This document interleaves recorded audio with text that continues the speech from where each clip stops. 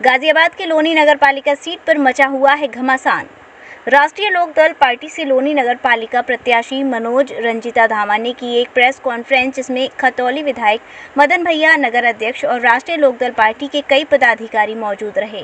Press conference में Samajwadi party से chairman पद के प्रत्याशी उम्मेद पहलवान हसीना इदरीसी का नामांकन वापस करने की कही गई बात, जिसको लेकर उम्मेद पहलवान बिगड़ उठे और उनके द्वारा भी बुलाई गई एक प्रेस कॉन्फ्रेंस, जिसमें उम्मेद पहलवान द्वारा राष्ट्रीय लोक दल पार्टी के पदाधिकारियों को कहा कि वह कौन होते हैं हमारा टिकट वापस करवाने वाले।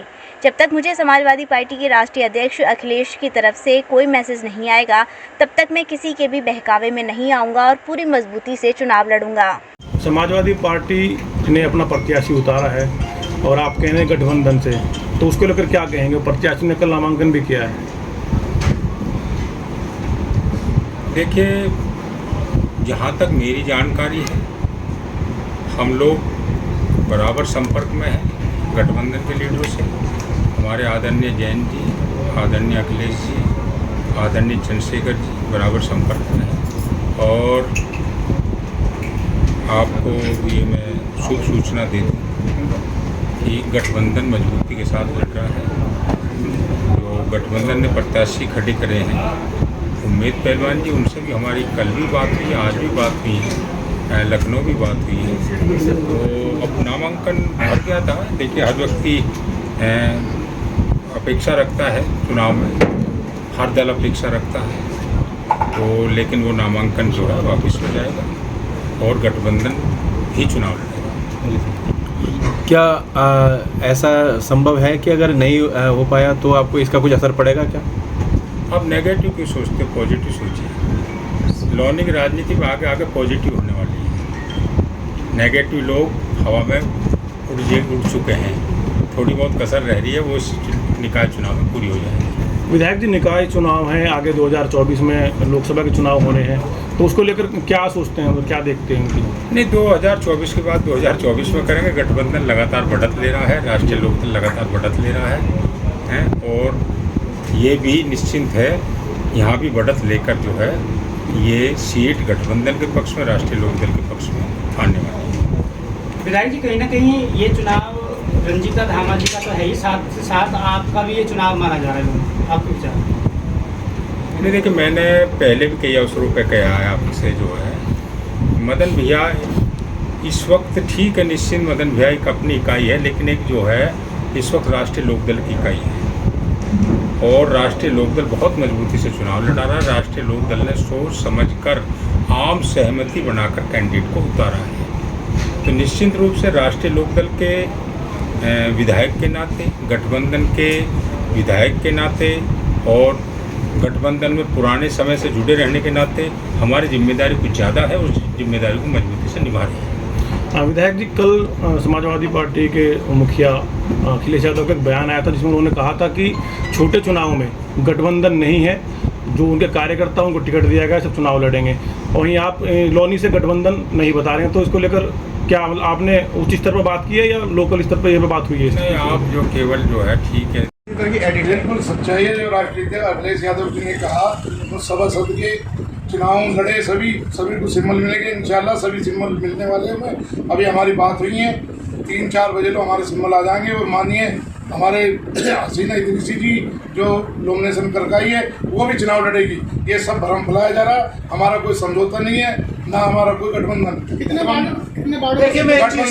गठबंधन है तो अभी निषेध हमें कोई राष्ट्रीय अध्यक्ष ने नहीं दिया है, ना कहीं हमें बुलाया गया, ना कुछ। हम समाजवादी पार्टी के प्रत्याशी हसीना इदरीसी को चुनाव पूरी निष्ठा के साथ लड़ाने में। देखिए, एक बात मैं साफ और कर दूं, सभासदों के जो टिकट लेट हुए हैं वो इसलिए हुए कि तत्काल हमारे जिला अध्यक्ष बदल जाते हैं, और जब जिला क्योंकि साइन होते हैं जिला अध्यक्ष के लोनी देहात में आती है, तो फॉर्म फिर लखनऊ गए हैं तत्काल, वहाँ से जो दूसरा जिला अध्यक्ष बने हैं उनके साइन होंगे, प्रभारी के होंगे, फिर वो सभासदों के सिम्बल अभी हमें बांटे जाएंगे। कितने वार्डों पर उतारने की तैयारी चल रही है?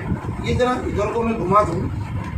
मैं एक बात आपको और बता दूँ, ये लाइव चल रहा है, मैं इसलिए दिखा रहा हूँ कि सब लोग यहाँ पर ये समाजवादी के हमारे सभासद जीते हुए बैठे हैं। और एक बात मैं आपको, जब प्रत्याशी होगा दूसरा बोला प्रत्याशी होगा ना सिम्बल ही नहीं मिलेंगे, दूसरा झूठ। जब सिम्बल मिल गया तो फिर ये बोलेगा कि भरने नहीं देंगे, तीसरा झूठ। अब हम भराएं, अब चौथा झूठ है कि वापसी ले लेंगे।